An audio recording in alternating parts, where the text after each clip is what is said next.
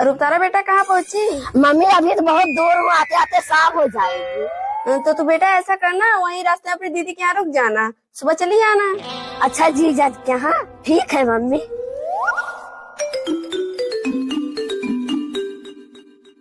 रुपतारा की रात को क्यों फोन कर रही है? क्या रुपतारा तो यहाँ आ रही है? ठीक है मैं भेजती हूँ। राज राज क्या है? वो मेरी छोटी बहन आके स्टेशन पे खड़ी है, जाके ले आओ। साली जी आ रही हैं। अनु गाड़ी की चाबी ले आओ। अरे साली जी उधर क्या ढूंढ रही हैं? आपकी जीजा जी इधर है। भूत भूत भूत भूत भूत भूत। क्या हो बेटा? मम्मी रास्ते में भूत मिल गया था। जीजा जी अपनी साली से भाग क्यों?